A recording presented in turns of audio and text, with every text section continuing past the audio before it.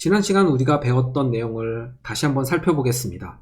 하나님께서 10가지 재앙을 통해 하나님을 이스라엘 백성과 이집트 사람들에게 알리셨죠. 하나님이 누구신지, 하나님께서 어떠한 분이신지를 알리신 후에 이스라엘 백성들은 이집트 땅에서 탈출을 하게 됩니다. 430년 동안 머물렀던 그곳을 떠나 이스라엘 백성들은 홍해를 만나게 되고, 홍해, 갈대바다를 지나서 그리고 약 3개월간의 과정, 3개월간의 여정을 통해서 그들은 시내산, 시내 광야에 도착을 하게 됩니다. 이것이 바로 1장부터 18장까지의 내용입니다. 오늘은 조금 더 포커스를 19장부터 24장까지에 맞춰서 하나님과 이스라엘 백성들이 언약 관계를 맺는, 언약 관계를 규정하는 그 내용을 함께 살펴보겠고요. 이스라엘 백성들은 이 시내 광야, 시내산 아래에서 약 11개월간 머물게 됩니다. 약 11개월간 머물면서 하나님과 언약 관계를 맺고, 그리고 하나님이 머무실 장소를 짓는, 성막을 짓는 그 내용이 25장부터 40장까지 나오는데, 25장부터 40장까지는 다음 시간에 살펴보도록 하겠습니다. 오늘은 19장부터 24장까지 살펴볼 거예요. 출애굽기 19장에 보면 이스라엘 백성들은 3개월 만에 시내산 아래, 시내 광야에 도착을 하고 그곳에 장막을 치게 됩니다. 모세는 하나님의 산, 여호와의 산, 시내산에 올라가 하나님을 만나게 되죠. 여기서 하나님은 모세에게 이스라엘의 소명, 그러니까 이스라엘이 앞으로 해야 될 일들에 대해서 이야기를 하시고, 또한 언약의 기준, 언약의 기초에 대해서 이스라엘 백성들에게 알려주십니다. 그렇다면 우리가 이스라엘의 소명, 하나님께서 왜 이스라엘을 부르시고 선택하셨는지 그것에 대해서 우리가 함께 살펴보려고 하는 것입니다. 첫 번째, 하나님께서는 이스라엘을 독점적인, 아주 특별하게 선택된 민족으로 부르셨습니다. 5절을 보니까 모든 민족 가운데서 나의 보물이 될 것이다, 하나님의 백성이 될 것이다 라고 이야기를 해주세요. 그리고 이스라엘 백성들이 중재적인 역할, 하나님과 이스라엘 사람, 또 하나님과 이 세상 민족을 중간에서 중재해주는 중재적인 역할을 할 것을 이야기를 하십니다. 6절에 보니까 나를 섬기는 하나님의 제사장 나라가 돼서 하나님과 이스라엘 백성, 그리고 하나님과 모든 민족의 중간에서 중재의 역할을 감당하게 된다는 것이죠. 그리고 세 번째, 구별하셨습니다. 너희는 거룩한 민족이 될 것이다, 이렇게 말씀을 하시죠. 여기서 거룩한이란 구별되었다, 이런 뜻이에요. 이 세상과 따로 구별이 되어서 거룩한 나라로 하나님께서 이스라엘을 부르셨다는 것입니다. 즉, 이스라엘은 하나님의 중재적 대리인, 중재적 대리자로 하나님께서 부르셨어요. 이것은 하나님과 이스라엘의 관계, 그리고 이스라엘은 하나님과 세상 사이에서 중재하는 역할을 맡게 되었다는 것입니다. 즉, 하나님은 이스라엘을 이 중재적 대리인으로 부르셨다는 것이에요. 하나님께서는 이스라엘 백성들을 앞에서 본 것처럼 하나님의 백성, 그리고 제사장 나라, 거룩한 백성, 거룩한 민족으로 부르시면서 그들이 그 소명을 감당할 수 있도록 율법을 주십니다. 즉, 하나님께서 언약을 맺으시면서 그 언약의 내용으로 이스라엘 백성들에게 율법을 주시는 것입니다. 우리가 한번 율법에 대해서 살펴볼 텐데, 신학자 크리스토퍼 라이트는 이렇게 이야기를 합니다. 율법은 이스라엘이 모든 민족과 나라에게 빛과 같은 존재로 살아갈 수 있도록 하나님으로부터 이스라엘에게 주어졌다. 율법을 주신 분은 하나님이시고 율법은 이스라엘에게 주어졌는데, 그 이유가 모든 민족과 나라에 빛과 같은 존재가 되도록, 이스라엘이 빛과 같은 존재가 되도록 하나님께서 율법을 주셨다는 것입니다. 그런데 이 율법은 예언적 비전 안에서 이스라엘을 통해 모든 민족과 나라에게 전해지거나, 혹은 모든 민족과 나라들이 이스라엘로 올라와서 배워야 한다, 이렇게 이야기를 합니다. 모든 민족과 나라들은 이스라엘에게 주어진 이 율법을 배움으로써 그들도 하나님과 언약적 관계를 맺을 수 있다는 것입니다. 그리고 이스라엘 백성들이 그 중재 역할을 감당하도록 하나님에게 선택되고 부름을 받았다는 것이에요. 소명이 주어졌다는 것입니다. 그리고 그 소명을 이룰 수 있는 것이 바로 이 율법이라는 것이죠. 그렇다면 우리가 율법의 목적을 한번, 왜 하나님께서 이 율법을 주셨는지 그 목적을 살펴보도록 하겠습니다.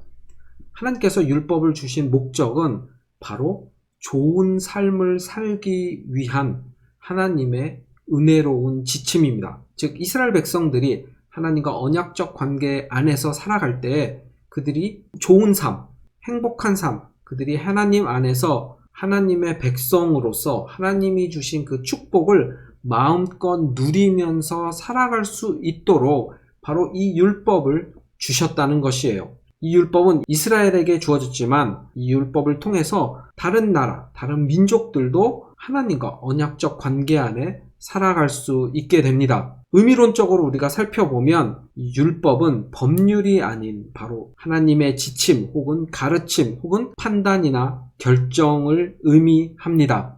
우리가 신명기 4장 5절부터 8절 그리고 6장 1절부터 19절을 보면 이 율법의 목적에 대해서 더 자세하게 나와 있습니다. 그러니까 이 영상을 잠깐 멈추고 성경책을 읽고 난 후에 다시 영상을 플레이했으면 좋겠습니다. 이렇게 율법의 목적은 하나님의 백성이 하나님 안에서 좋은 삶을 살기를 원했던 거예요. 즉, 그 당시 율법을 주신 이유를 살펴보면 첫 번째는 하나님께서 이스라엘 백성들을 출애굽한 이유가 하나님을 알리시기 위한 것이었잖아요. 이미 이스라엘 백성들은 이제 하나님이 누구신지를 알게 되었습니다. 그 후에 하나님께서는 이 율법을 주심으로 이스라엘 백성들이 하나님을 잊지 않도록 하시는 거예요. 그리고 하나님께서 약속하신 그 약속의 땅, 가나안 땅으로 안전하게 들어갈 수 있도록 바로 하나님께서 이 지침을 주시는 것입니다. 이 율법, 하나님의 이 은혜로운 지침, 하나님의 언약적 관계 안에서 살아가는 이 지침은 바로 나중에 예수님에 의해서 성취가 됩니다. 두 번째, 율법의 목적은, 율법을 주신 목적은 감사를 표현할 수 있도록 하기 위한 목적이 있습니다. 우리가 잊지 말아야 할 것은 구원이, 하나님께서 이스라엘 백성들을 구원하신 그 구원이 율법보다 먼저 주어졌다는 것입니다. 하나님께서 구원해 주신 그 구원이 너무나도 감사해서 그 감사를 표현하는 방법으로 하나님의 지침, 하나님의 가르침을 순종하고 오직 하나님만 신실하게 믿고 순종하는 그 삶을 살아가도록 하기 위해서 율법이 주어졌다는 것입니다. 율법을 지킨다는 것은 바로 하나님께서 나를 구원하신 그것을 감사하다고 표현하는 것이라는 거예요. 세 번째로 이 율법은 앞에서도 잠깐 살펴보았지만 이스라엘에게 주어진 특별한 권리였습니다. 하나님께서 율법을 이스라엘 백성에게 주셨죠. 그리고 하나님께서 주신 이 율법을 통해서 이스라엘은 하나님과 모든 민족과 나라 사이에 중재적인 역할을 감당하게 됩니다. 마지막으로 이 율법을 통해서 앞에서 살펴보았던 이스라엘에게 주어진 그 소명을 완수, 성취할 수 있게 되는 거예요. 그렇지만 우리가 너무나도 잘 알다시피 이스라엘 백성들은 율법을 성취하지 못했습니다. 율법은 예수님에 의해 성취가 되었죠. 이렇듯 율법의 목적은 법적인 제재나 금지가 아닌 하나님께서, 하나님이 선택한 백성들이 하나님과 언약적 관계 안에서 좋은 삶을 살고 또한 은혜로운 삶을 살고 또한 그 감사의 삶을 살 수 있도록 주신 특별한 권리라는 것입니다. 그렇다면 하나님께서 하나님과 언약적 관계 안에서 우리 하나님의 백성들이 살아갈 수 있도록 주신 이 율법을 어떻게 우리의 삶 가운데 적용해야 하는지를, 그 적용하는 방법에 대해서 살펴보도록 하겠습니다. 첫 번째는 문맥을 고려해서 결정해야 합니다.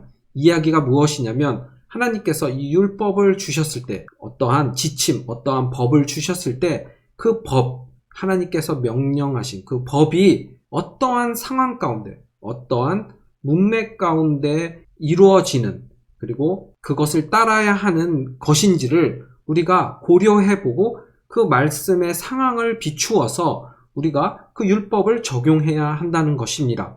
두 번째는 이 율법, 관련된 율법의 종류가 어떤 법에 속하는 것인지를 우리가 식별해야 합니다. 이것이 형법에 속하는지, 가족법에 속하는지, 희생제사법에 속하는지, 아니면 절기와 관련된 법인지, 아니면 특별 사면법인지, 어떠한 율법의 종류인지를, 어떠한 법의 종류인지를 식별해야 한다는 것이에요. 그리고 이 법이 법적인 요구사항이 있을 때, 예를 들어서 눈에는 눈, 이에는 이, 이렇게 상대방의 눈을 고의로 다치게 하면 내 눈을 빼야 한다, 이렇게 법적인 요구사항이 있잖아요. 이런 법적인 요구사항의 본질, 왜 눈에는 눈으로 갚아야 하는지 그 본질을 이해하고 해석해야 한다는 것입니다. 그 다음에 율법의 목적을 분석해야 합니다. 지침들의 기본 가치는 무엇인가? 결과적으로 어떠한 상황이 발생하게 되는지, 이 법의 혜택을 받는 사람은 누구인가? 처벌 혹은 이 형벌의 궁극적인 목적은 무엇인가를, 이 율법의 목적을 분석해야 한다는 것이죠. 그리고 마지막으로 가장 중요한 것입니다. 현대적인 맥락, 그러니까 오늘날 우리가 살아가는 우리에게 적용을 한다면 오늘날 살아가는 우리들의 이 현재 상황, 이 맥락 가운데서 어떻게 이 율법들이 적용 가능한지를 우리가 확인해야 한다는 것이에요. 바로 이 순서대로 우리가 율법을 적용해 볼 수가 있다는 것입니다. 우리가 앞에서 살펴보았던 이 율법 적용을 구체적으로 어떻게 해야 하는지 한번 예를 통해서 우리 함께 살펴보려고 합니다. 출애굽기 20장 8절에서 10절을 제가 한번 읽어볼게요. 안식일을 기억하여 거룩하게 지키라. 엿새 동안은 힘써 내 모든 일을 행할 것이나 일곱째 날은 내 하나님 여호와의 안식일인즉 너나 내 아들이나 내 딸이나 내 남종이나 내 여종이나 내 가축이나 내 문 안에 머무는 객이라도 아무 일도 하지 말라. 이는 엿새 동안에 나 여호와가 하늘과 땅과 바다와 그 가운데 모든 것을 만들고 일곱째 날에 쉬었음이라. 그러므로 나 여호와가 안식일을 복되게 하여 그날을 거룩하게 하였느니라. 하나님께서 안식일을 거룩하게 지킬 수 있도록 일을 하지 말라, 이렇게 하나님께서 계명을, 율법을 주셨습니다. 그렇다면 이것을 한번 적용을 해보려고 하는 거예요. 그런데 요한복음 5장 1절부터 16절을 함께 비교해 가면서 이것을 적용해 보기를 원합니다. 이스라엘 백성들은 이 10계명 중에 네 번째 계명인 안식일을 거룩하게 지켜라, 이 계명을 어떻게 해석을 했냐면 안식일에 거룩하게 지키는 것에 포커스하기보다는 아무 일도 해서는 안 되는 날로 그것을 더 적용하고 그것을 지켰습니다. 그래서 요한복음 5장 1절부터 16절을 보면 안식일 날 예수님께서 38년 된 병자를 고쳐주시는 내용이 나와요. 38년 된 병자를 고쳐주시면서 예수님께서는 그 고침받은 사람에게 내 자리를 걷어서 가지고 걸어가라, 이렇게 말씀을 하시죠. 그래서 그 사람이 자기 자리를 걷어가지고 걸어갑니다. 이것을 본 유대인들이 예수님께서 안식일 계명, 안식일 율법을 어겼다고 예수님을 정죄하고 그리고 예수님을 박해합니다. 그렇다면 이것이 어디서 잘못 적용이 되고 잘못 해석이 되었는지를 한번 살펴보려고 하는 것입니다. 첫 번째, 문맥을 고려해 볼게요. 하나님께서 왜 안식일을 거룩하게 구별하여 주셨는가, 이 부분입니다. 문맥, 그 당시 상황을 한번 살펴볼게요. 하나님께서 이 십계명을 주셨을 때 이스라엘 백성들은 이집트에서 탈출을 하여 시내산 광야에 머물고 있었을 때입니다. 이들은 이집트에서 노예 생활을 하다가 이제 하나님의 백성으로 선택되어서 하나님과 언약적 관계 안에서 새로운 삶을, 하나님의 백성으로서의 삶을 살아가야 하는 거예요. 그렇기 때문에 이 안식일을 주시면서 이들에게 세상과 구별되어 거룩하게 지낼 수 있는 날을 주시는 것입니다. 그리고 이것은 창조와 연관이 되어 있어요. 하나님께서 6일 동안 만물을 창조하시고 7째 날 쉬셨거든요. 그것처럼 너희들도 6일 동안 힘써서 일을 하고 마지막 7일은 나처럼 쉬어라. 그 의미는 너희들 나의 백성으로서 나를 그날 기억하고 내가 너희들을 복을 주어서 그날을 평안히 쉴 수 있게끔 해주겠다는 하나님의 은혜, 하나님의 배려가 담겨져 있는 날인 것입니다. 문맥상 이 말씀을 주신 것은 이스라엘 백성들에게 쉴 수 있는, 하나님 안에서 자유롭게 편안하게 쉴 수 있는 날을 주셨다는 거예요. 그리고 이것은 거룩하게 지키라, 구별되게, 다른 날과 구별되게 지키라는 것입니다. 두 번째, 율법의 종류를 살펴보면 이것은 십계명에 포함이 되고 또한 안식일에 관련된 율법 종류입니다. 하나님과 백성 간의 사이에 이루어지는 관계에 관련된 율법이라는 것이죠. 그렇다면 안식일의 본질, 안식일의 요구사항은 무엇입니까? 안식일은 하나님께서 이스라엘 백성들을 구원하신 그 구원을 기억하고 그것을 감사하면서 하나님 안에서 거룩하게 구별되게 그 하루를 보내라는 것입니다. 즉, 일을 해서는 안 된다는 것에 초점을 맞추는 것이 아니라 그 본질적인 의미는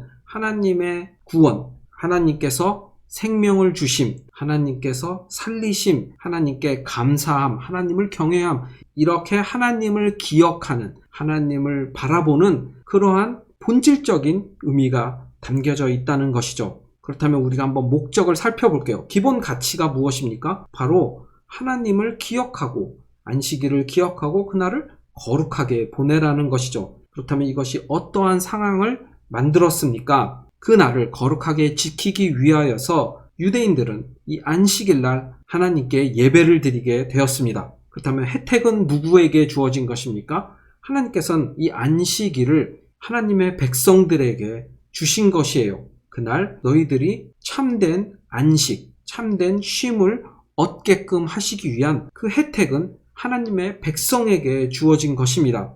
마지막으로 궁극적인 목적이에요. 궁극적인 목적은 계속해서도 살펴보았지만 하나님의 구원하심, 하나님의 생명 주심을 기억하고 따로 구별되어서 거룩한 날을 보내라는 것이죠. 그렇기 때문에 예수님께서는 안식일 날 38년 된 병자를 고쳐주셨다는 것입니다. 하지만 유대인들은 이것을 잘못 해석하고 이 율법을 잘못 적용하고 있었던 것이죠. 예수님의 말씀은 이것입니다. 하나님은 안식일에도 일하신다. 그리고 안식일의 주인은 인자다. 이렇게 말씀을 하시는 거죠.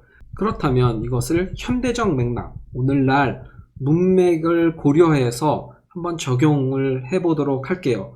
오늘날 우리는 더 이상 안식일을 지키지 않습니다. 왜냐하면 예수 그리스도께서 율법을 성취하신 후에 우리는 주의 날, 예수 그리스도께서 부활하신 그 날에 모여서, 초대교회부터 그 날에 모여서 우리가 예배하고 하나님을 기억하고 그날을 구별하여 거룩하게 보내고 있습니다. 그렇기 때문에 날짜적 의미로 우리는 더 이상 안식일을 지키지 않습니다. 하지만 의미론적으로는 우리는 안식일을 기억하고 지키고 있는 것이에요. 날짜가 중요한 것이 아니라 안식일을 주신 이유, 본질을 보면 하나님을 기억하고 하나님이 구원하신 그날을 감사하면서 그날을 따로 거룩하게 지키는 것이거든요. 그리고 어떠한 일을 해서도 안 된다, 이 부분에 대해서도 우리는 더 이상 그것을 이 일은 해도 되고 저 일은 하면 안 된다, 이렇게 구분을 지을 수가 없는 것입니다. 왜냐하면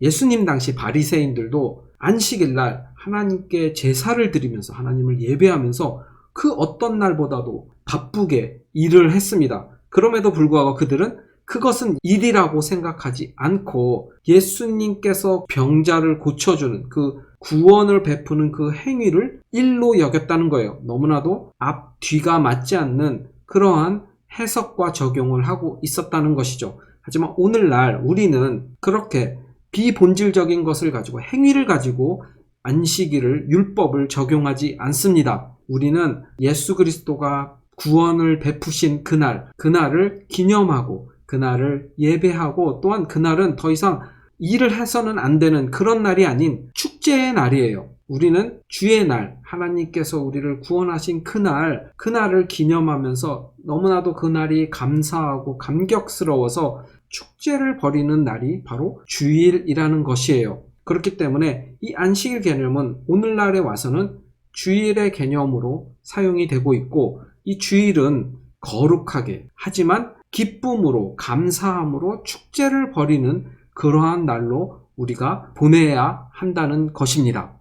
이렇게 우리는 율법을 한번 적용해 보았어요. 너무나도 많은 율법들이 있지만 어느 율법들은 오늘날 적용이 더 이상 되지 않는 것도 있고, 어떤 율법들은 오늘날도 여전히 적용이 되는 것이 있죠. 십계명 같은 경우에 대부분은 오늘날도 여전히 적용이 되고 있습니다. 우리는 다음 영상에서 출애굽기 19장부터 24장까지 구조적 그리고 내용적인 측면에서 구체적으로 한번 살펴보도록 하겠습니다.